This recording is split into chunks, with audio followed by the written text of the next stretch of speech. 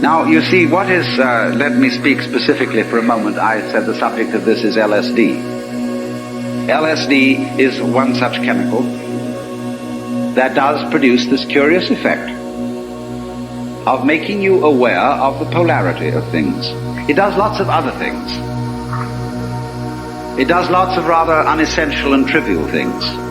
And these, of course, in all the publicity in the various national magazines about LSD, get thoroughly emphasized.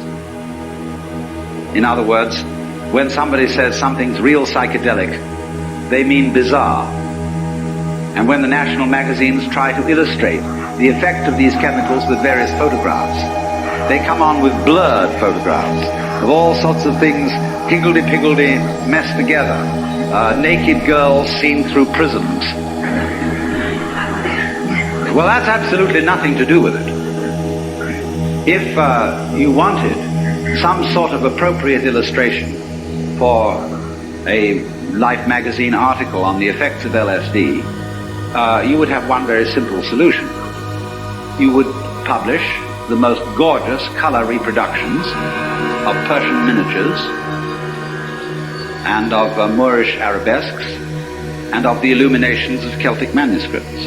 That would give you the story, so far as changes in human sensation are concerned. But there would be one thing very difficult to put across in pictures, because the people who looked at them, if they didn't get the point of view, wouldn't see it. And that is what I will call the sensation, as well as the intellectual understanding, of polarity. That is to say, that the inside and the outside, the subjective and the objective, the self and the other, go together. In other words, there is a harmony, an unbreakable harmony. When I'm using the word harmony, I don't necessarily mean something sweet. I mean absolute concordant relationship between what goes on inside your skin and what goes on outside your skin. It isn't that what goes on outside is so powerful that it pushes around and controls what goes on inside.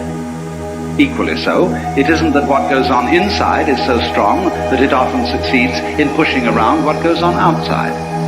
It is very simply that the two processes, the two behaviors, are one.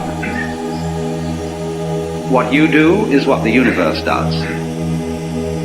And what the universe does is also what you do. Not you in the sense of your superficial ego, which is a very small, little tiny area of your conscious sensitivity, but you in the sense of your total psychophysical organism, conscious as well as unconscious. This is not something that arrived in the world from somewhere else altogether, that confronts an alien reality. What you are is the universe, in fact the works, what there is and always has been and always will be forever and ever, performing an act called John Doe. And this is such a subversion of common sense, but is in fact, matter of fact, something, if you stop to think about it, that is completely obvious. Only everything conspires to prevent you from seeing that obvious thing. Because when you were babies, practically, all your parents and your teachers and your aunts and uncles and your older brothers and sisters got together and they told you who you were. They defined you as Johnny, who is just Johnny. And don't you come on too strong, Johnny, because, no, you've got elders and betters around here. But you're responsible. You're a free agent. You'd better be. And so, when you are told from childhood that you are expected and commanded to behave in a way that will be acceptable only if you do it voluntarily, you remain permanently mixed up. That, if anything, is permanent brain damage.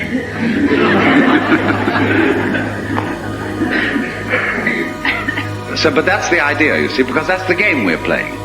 You started it. I didn't. See? That's the game we're playing. And we can make all kinds of complexities out of that, and really, in a way, have enormous fun. But once anybody sees through that, well, we're frightened.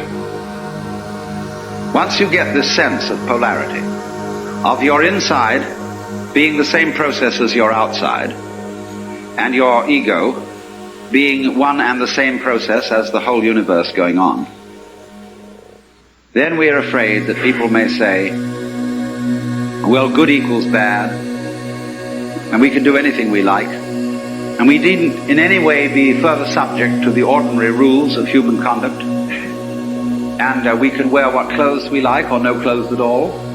We can have what sexual life we like. We can do anything. And we are going to generally, because the world is being rather oppressive towards us, challenge the whole thing and run amok. And a lot of people are doing just exactly that. So I want to introduce into this whole problem some ancient wisdom. I have really two things to talk about. How cultures, which always did know in some way, or among whom a large number of people always did know this secret, handled it. And then I want to make some observations about how we're trying to handle it and how it's not going to work. Among the Hindus and among the Buddhists, this view of the real identity of a human being has always been known, at least by a very influential minority. The central doctrine of the Hindu way of life, I call it that rather than a religion, is in Sanskrit, Tattvamasi. You're it. To put it in a kind of colloquial way. You're it. And it is the which than which there is no witcher, which they call the Brahman, or the Atman with a capital A, meaning the self. You are only just kidding that you're just poor little me. See, the function of a guru, that is to say a spiritual teacher in India, is to give you a funny look in the eye. Because you come to him and say, Mr. Guru, I have problems. I suffer and it's a mess and I can't control my mind and I'm miserable and depressed and so on. And he gives you a funny look. And you feel a bit nervous about the way he looks at you. Because he's reading your thoughts. And this man is a great magician. He can read everything that's in you. He knows right down into your unconscious, and you know all the dreadful things you've thought and all the awful desires you have, and you are rather embarrassed that this man looks right through you and sees them all. But that's not what he's looking at. He's giving you a funny look for quite another reason altogether. Because he sees in you the Brahman, the Godhead, just claiming it's poor little me. And he's going to eventually, by all sorts of subtle techniques that are called in Sanskrit upaya, that in politics means chicanery, and in spiritual education means skillful pedagogy. He is going to try and kid you back into realizing who you really are. That's why he gives you a funny look. And why he seems to see right through you. As if to say, Shiva, oh boy, don't kid me. I know who you are.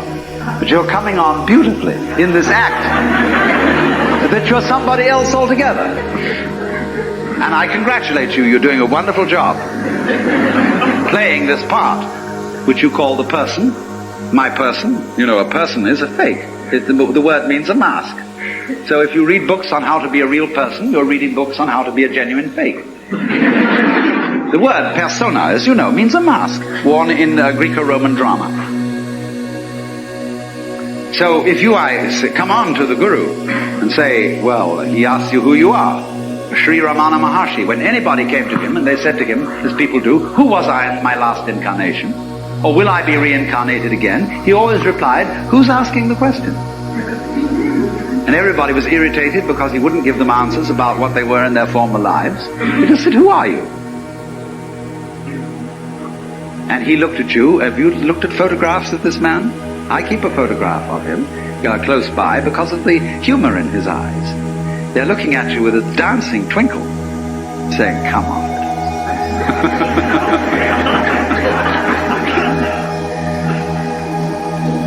Now then, in these Asiatic traditions, it is well recognized that people who get the knowledge that you're it may very well run amok. And therefore they always couple any method of gaining this, whether it is yoga, whether it is smoking something or drinking something or whatever is the method, they always couple it with a discipline. Now I know the word discipline isn't very popular these days, and I would like to have a new word for it, because most people who teach disciplines don't teach them very well. They teach it with a kind of violence, as if a discipline was something that is going to be extremely unpleasant and that you're going to have to put up with. But that's not the real secret of discipline. I would prefer to use the word skill. Discipline is a way of expression. Say you want to express your feelings in stone. Now stone doesn't give way very easily. It's tough stuff. And so you have to learn the skill or the discipline of the sculptor in order to express yourself in stone. And so in every other way, whatever you do, you require a skill. And it's enormously important, especially for American people, to understand that there is absolutely no possibility of having any pleasure in life at all without skill. Money doesn't buy pleasure. Ever. Look, if you want to get stone drunk and go out and get a bottle of bourbon and down it, you can't do that except for people who have practiced the distiller's art. You can't even make love without art. Where I live in Sausalito, we have a harbor full of ever so many pleasure craft. Motor cruisers, sailing boats, all kinds of things. And they never leave the dock. All that happens with them is their owners have cocktail parties there on Saturdays and Sundays. Because they discovered, having bought these things, that the discipline of sailing is difficult to learn and takes a lot of time. And they didn't have time for it, so they just bought the thing as a status symbol. So, in other words, you can't have pleasure in life without skill. But it isn't an unpleasant task to learn a skill. If the teacher, in the first place, gets you fascinated with it. There is immense pleasure in learning how to do anything skillfully. To make carpentry things, to cook, to write, to calculate, anything you want. It can be immensely pleasurable to learn the discipline. And it is completely indispensable. Because look, you may be a very inspired musician. I'm not a musical technologist, you see, and I regret it, but I'm a word technologist. But I can hear in my head all kinds of symphonies and all kinds of marvelous compositions, but I don't have the technique to write them down on paper and share them with somebody else. Too bad. Maybe next time around.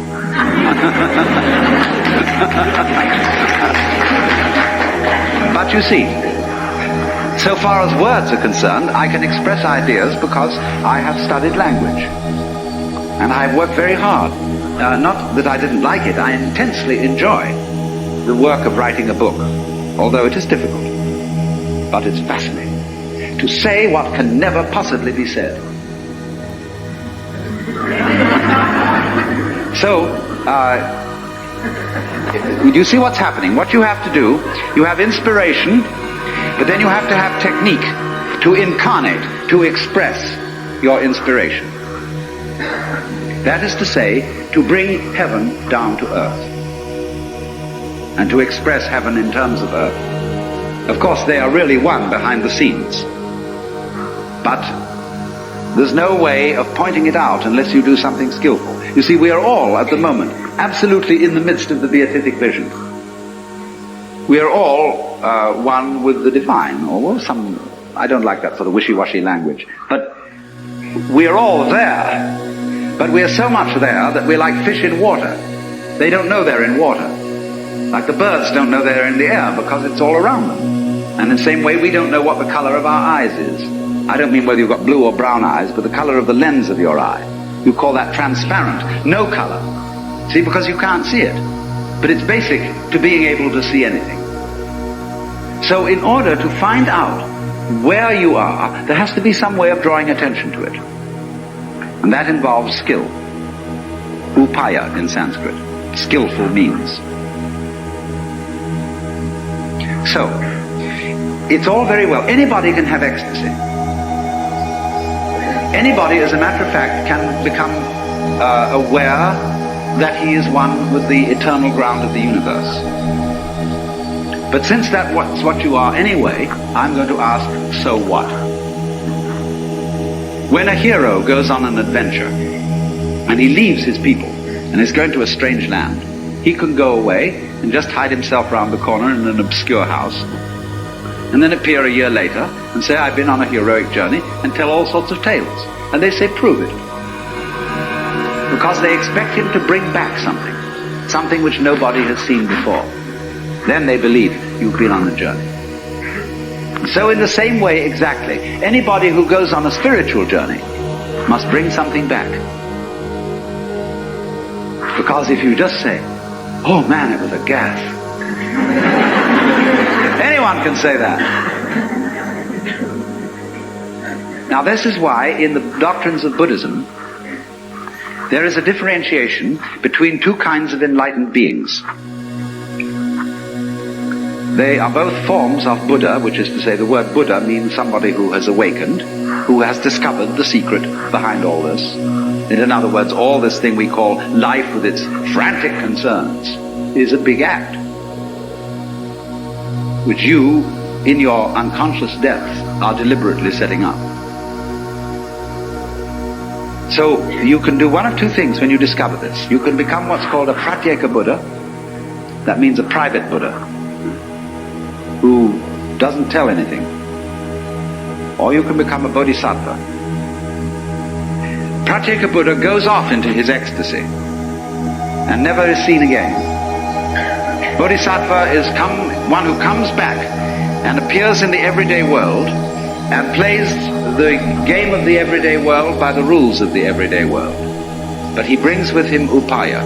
He brings with him some way of showing that he's been on the journey, that he's come back, and he's going to let you in on the secret too.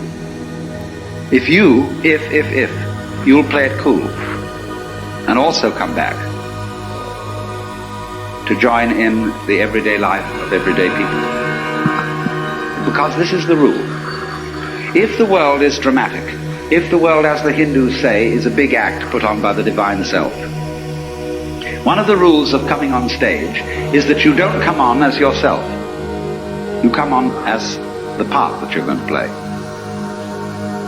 It's very bad form if an actor always acts the same way. That's what's called a star, as distinct from an actor. A real actor can become anything. And so, but in private life, well, he's just Mr. Jones. But he doesn't come on the stage that way. So in the same way, if you know that behind the scenes, in the depths, fundamentally, you are it, you don't come on that way. It always comes on as something else. That's the rule of the stage. Because without that, there wouldn't be a play. It would only be reality. No illusion. And the whole point of life is illusion. From the word Latin ludere, to play. Showbiz. The show must go on, so don't give it away. But the truth has a way of leaking. It gets out. But then the important thing is, you see, when the truth gets out, those who catch hold of it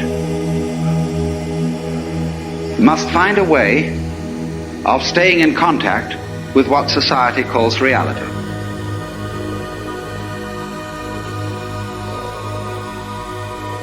That is to say, if you have a radio, you don't only need an antenna, you also need a ground.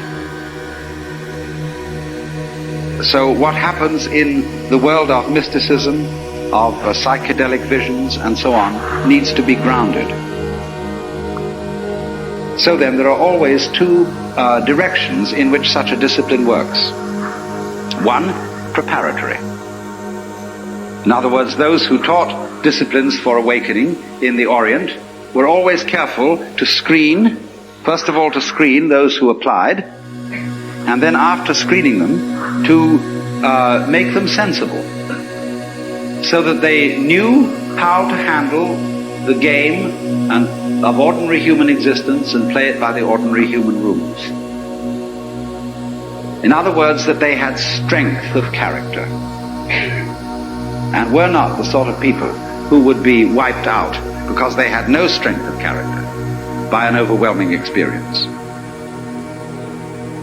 Then they let them in. But there are certain disciplines, such as Zen, where you get into the essential secret very early on in the discipline. And after that, they are concerned with much more training in showing you how to use it, how to use the power, to use the vision which you have acquired. And so it is with the current, what we will call LSD scene, that is raging through the United States. It unfortunately lacks discipline. And I'm not trying to say this in a kind of severe, authoritarian, paternalistic way, but only that it would be so much more fun if it had it. In other words, when people try to express what they have seen in this kind of changed state of consciousness, they show 5 movies going on at once, projected upon torn bed sheets, with stroboscopic lights going as fast as possible at the same time, and 11 jazz bands playing. And they're going to blow their minds, baby.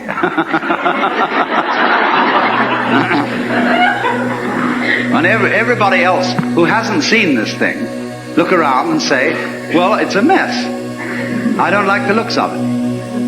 Let's suppose that while you were very, very high on LSD, you looked into a filthy ashtray and you saw the beatific vision, which is, of course, the case, because wherever you look, if your eyes are open, you will see the face of the divine. Then you come out of your ecstasy with the dirty ashtray and say to everybody, here it is.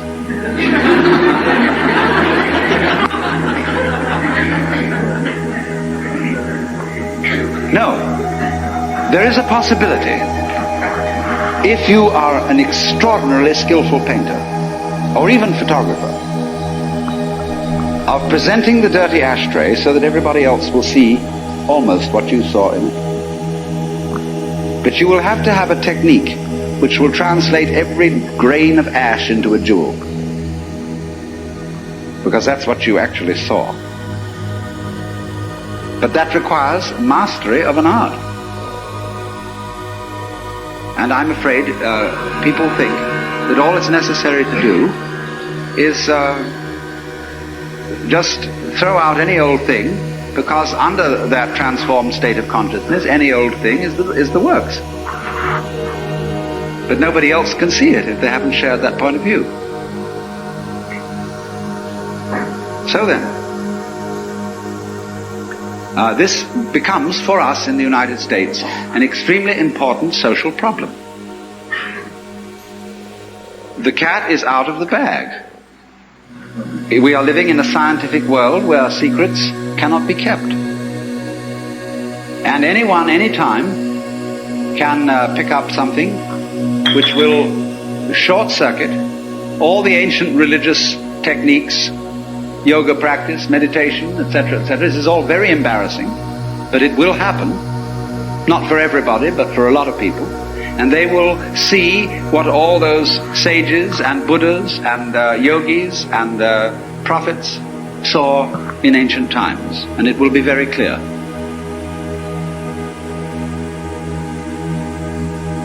So what? So you see, you can say,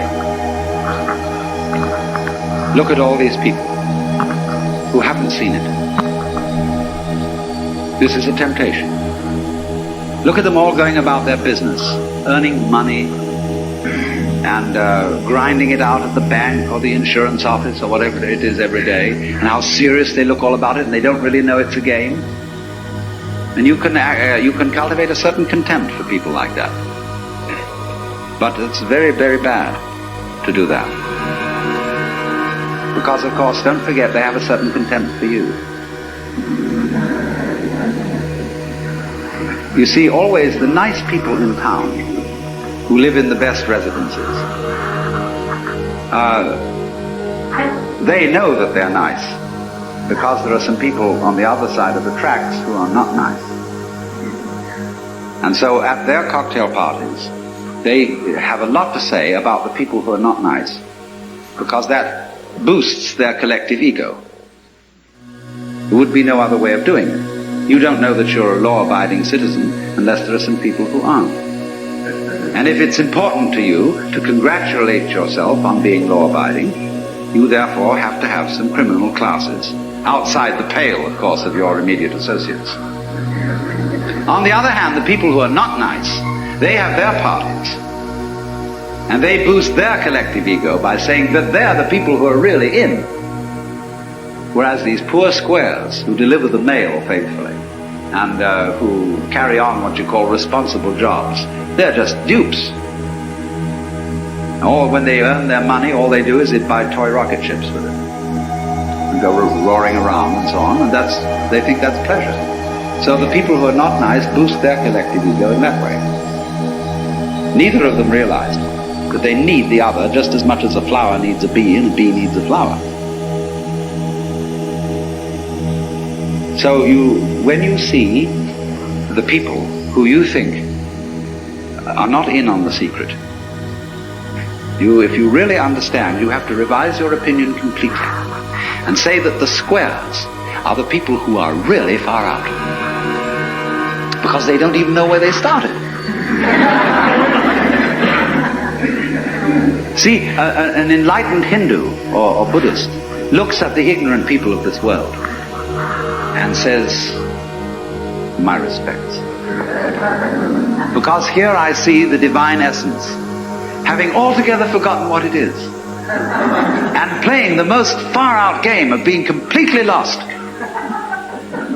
Congratulations. How far out can you get?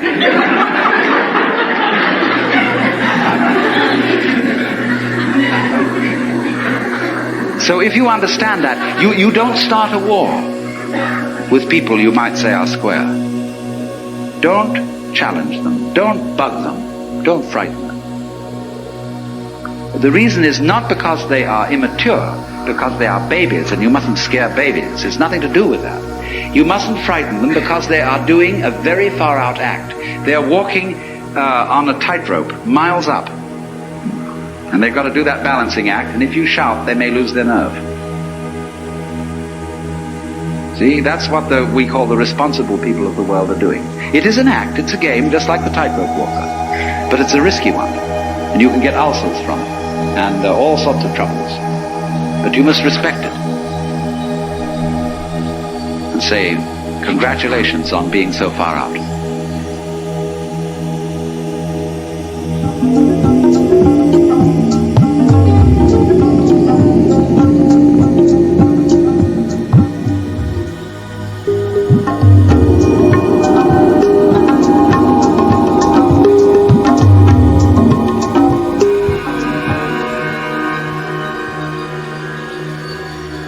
So now, this is the whole essence, you see, of seeing. If you really see into this secret, that the world doesn't contain any serious threats in it, because it's all the basic you running up behind itself and saying boo to see if you can get yourself to jump out of your skin. If you see that, be cool.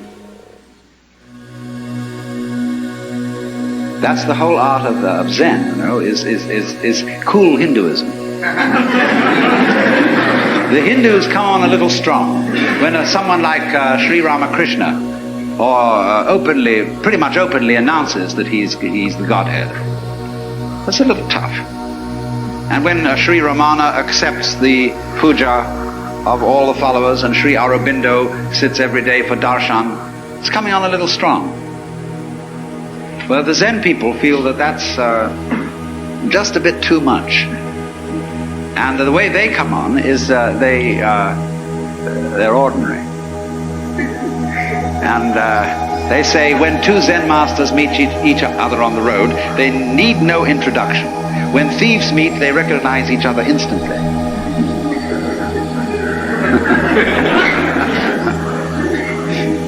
So they don't say anything, don't make any claims. As a matter of fact, so far from making claims, all good Zen masters say they have not attained anything, they have nothing to teach, and that's the truth.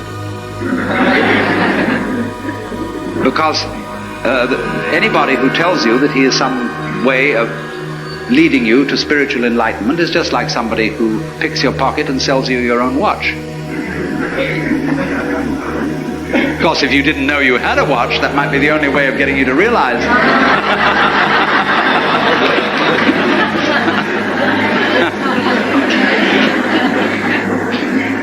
Now, so then,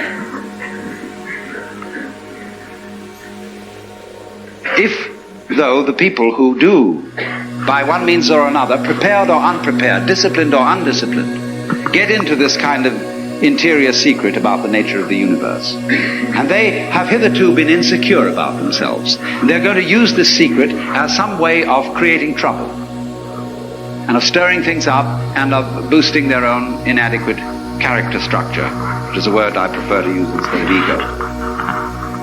Then there's trouble. Because those people who are out there on the tightrope are going to get pretty scared. And they're going to call in the police and say this has got to stop. So then we have a situation right like that now. And I want to make a few comments about it.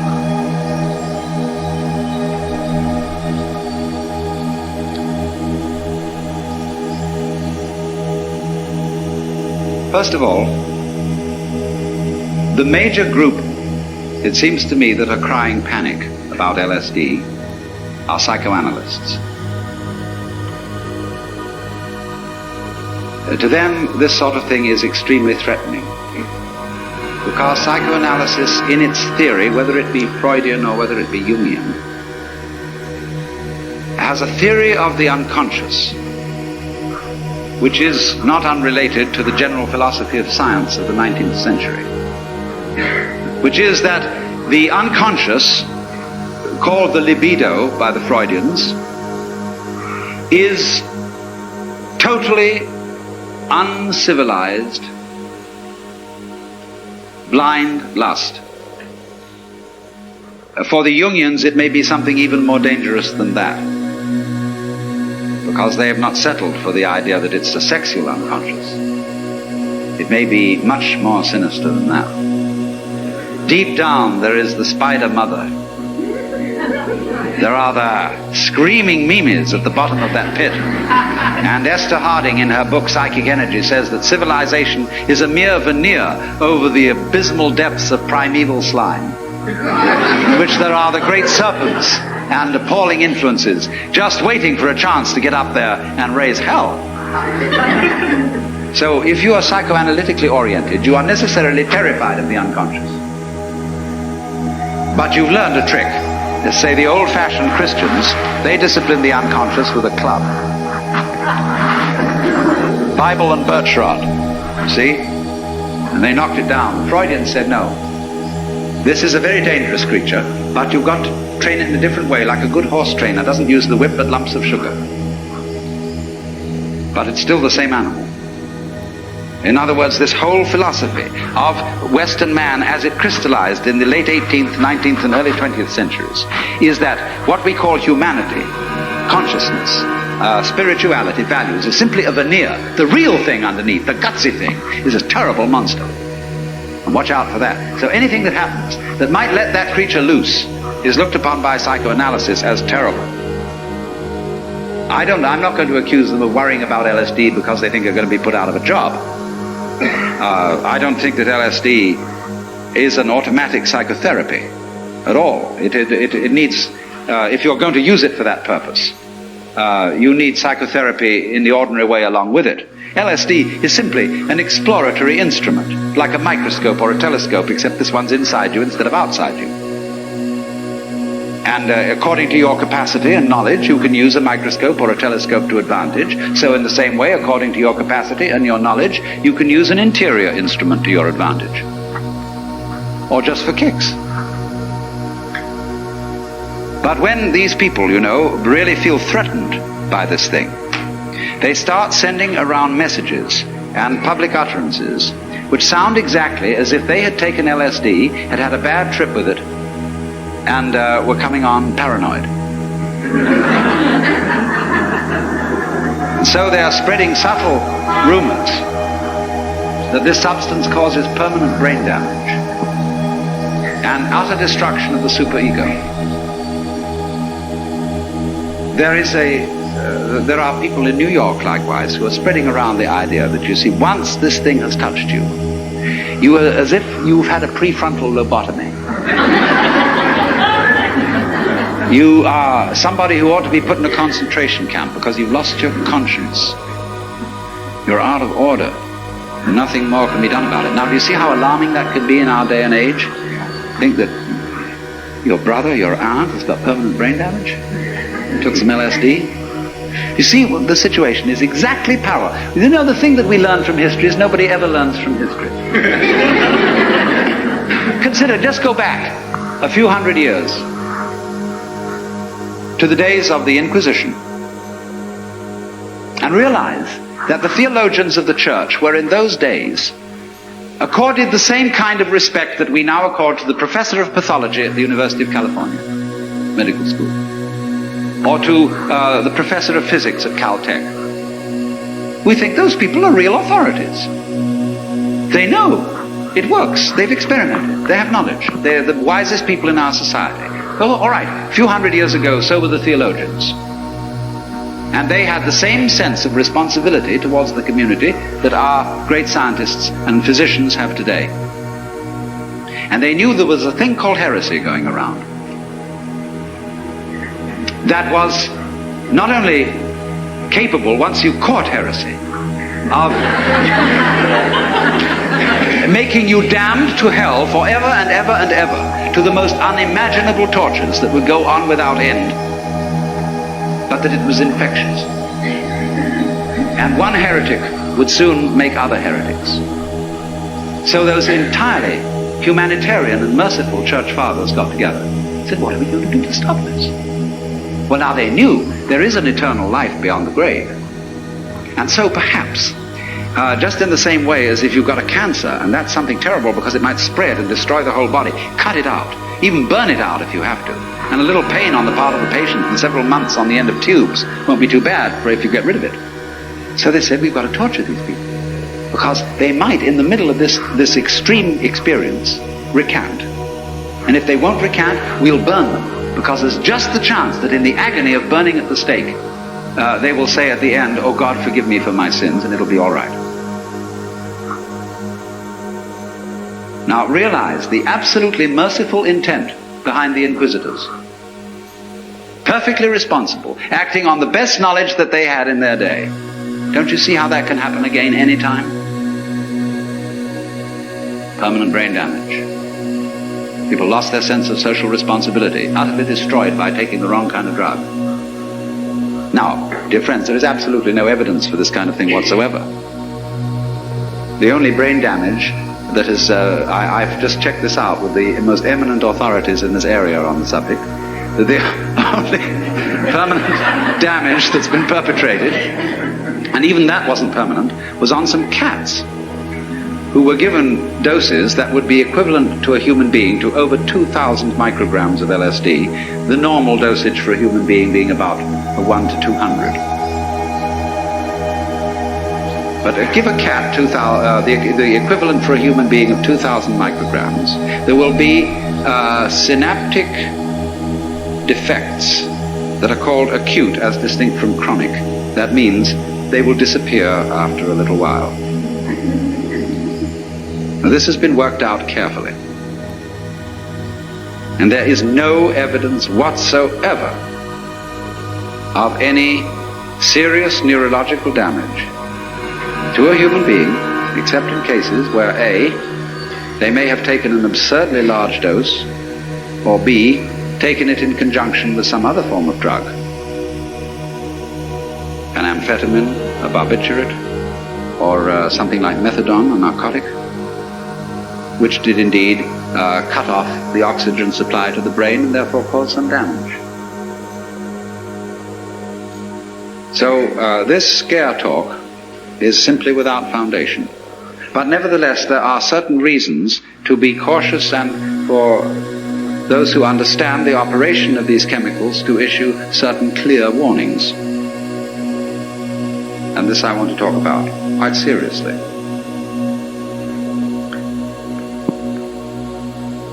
Now, this class of psychotropic chemicals, which includes LSD, mescaline, and its original form, peyote, psilocybin, cannabis, and so on, which is a very mild psychotropic, these do not,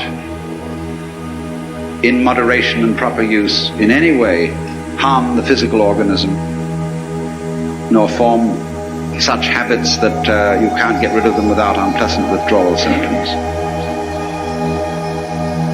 But if you take them in absurdly large doses, you are in for trouble. I knew a Methodist minister who was a very violent teetotalitarian and became extremely sick from drinking too much milk. So after all, if you sit down and you buy a bottle of whiskey, which you can get at any store, anywhere, perfectly legit, and you consume the 1 quart of whiskey in 1 hour, you can expect trouble. So in the same way, if you've got LSD or something of that kind, and you take 1,000 micrograms because some friend of yours took 500 and you want to one-up him, watch out. You're being just stupid. Furthermore, you're being rather stupid if you buy the kind of LSD that is currently being circulated in the black market. Because, for 2 reasons. You don't know what else is in it, and you don't know how much is in it. There are 2 sorts of producers of LSD on the black market.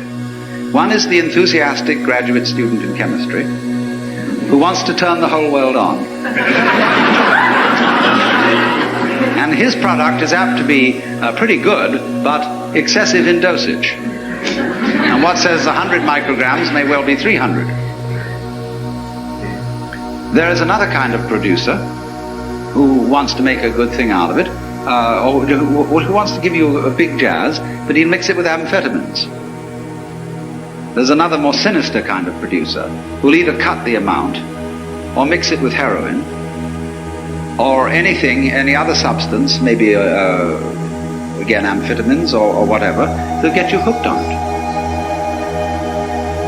So there is no control of the quality of what is being circulated, none whatever. And you just don't know what you're getting. Now, this situation is the result of the fact that the United States never learns from history. It is the same old story of prohibition. To think the naive notion that you can control something that might turn into a social evil by handing it over to the police. Now, after all, who pays the police? You do. And if you can't control yourself, the police won't control you either. But in lieu of controlling you, they can suppress you. Now, in all conscience, the police have enough to do. Not only to control the traffic, which gets worse every day by virtue of Parkinson's law, but also all the possibilities of robbery, violence, murder, and so on and so forth, which is a full-time job. But to ask the police to go and look for people who have LSD or marijuana or heroin or opium or whatever, or who are living irregular sex lives, or who have a gambling joint or a whorehouse, this is to ask the police to act as officers of the state in service of the church, uniformed ministers. And that's not their job. And when the police are asked to do that, they are put by lawmakers into a position which brings them into public disrespect, as it did in the days of Prohibition. It is not fair to the police. Because if you send the police to hunt out LSD, it is a far more tough job than looking for a needle in a haystack. LSD can be disguised as anything whatsoever. It can be mixed with gum and put on an envelope. It can be entirely absorbed, vast quantities of it, into a piece of Kleenex. The alcoholic base is then allowed to evaporate, and nobody would know it from any other dirty piece of Kleenex that somebody stuck away in his pocket. It can then be reactivated. It can be made into lacquer to coat pins with. Anything. It can be disguised as peanut butter, orange juice, aspirin, just sugar, anything you want. And it's very difficult indeed to detect. So when you try to suppress that sort of thing by law, you leave the gates wide open for every kind of blackmail. You want to get rid of your wife? Or your unfortunate business competitor? Just slip them some. And then arrange by a roundabout way to tip off the cops. The senator you don't like? Political rival? Psst. You see, any law of this nature, any law which in a way tries to enforce by the power of the state private morals or your own business in looking after your own nervous system, is in effect an unenforceable law. And all unenforceable laws lead to blackmail and to public demoralization.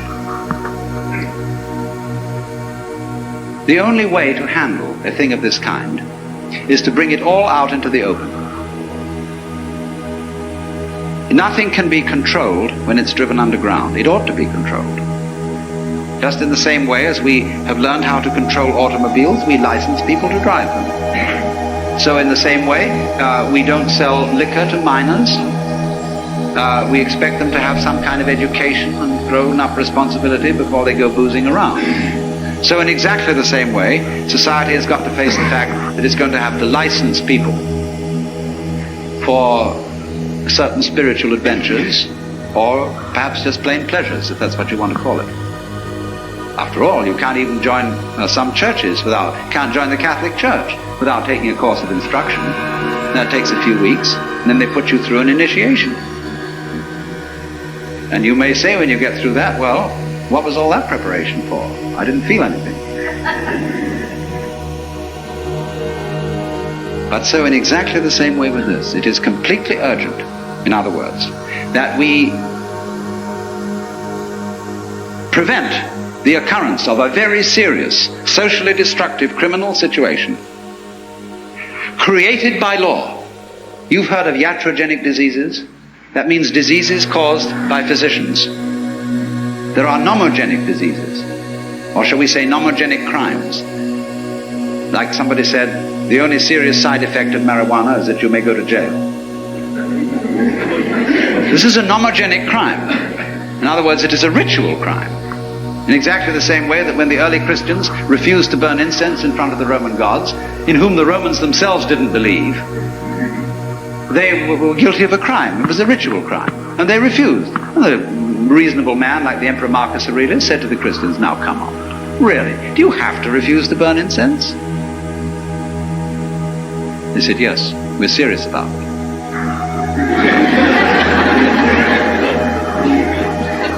So these are ritual crimes. And so in the same way, various ritual crimes exist, and our police, poor devils, are supposed to enforce it. And if they don't, they're going to get it from the politicians.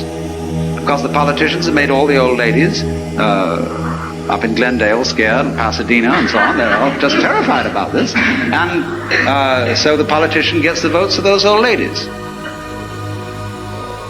Now the police have to do what the politician tells them to do. And you know, the police, they're just people. And it's a terrible thing to put the police in a position where they're going to earn public disrespect by enforcing or trying to enforce unenforceable laws. So I would say, in general, to sum up,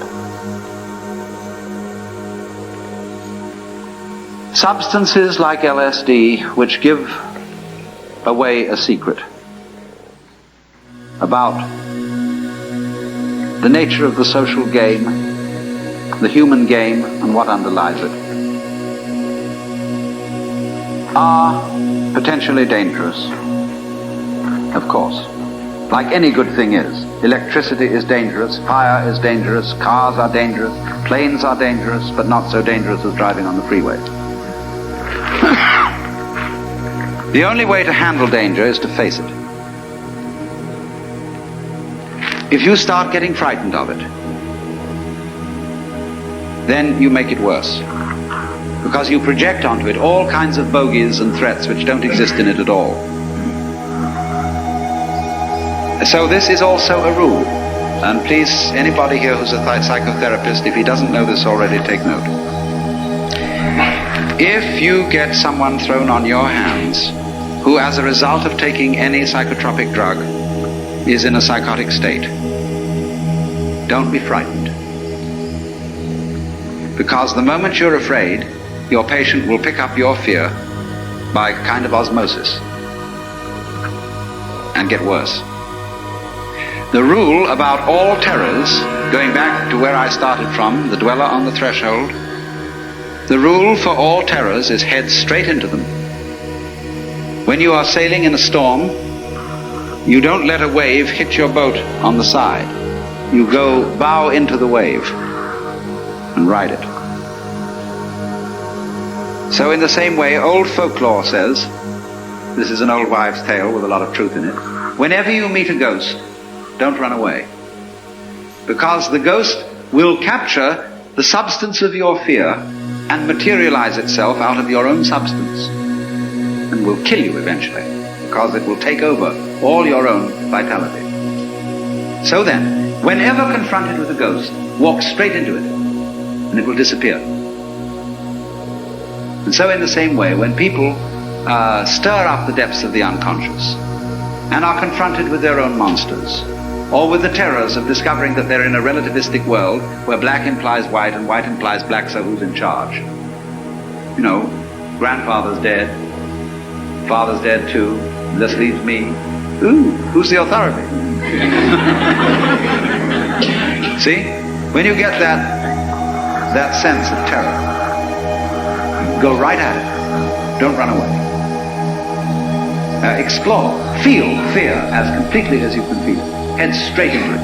And just it so happens that these things give you the property, and the opportunity, let me put it that way, the opportunity to go into some of your very, very most closely kept skeletons.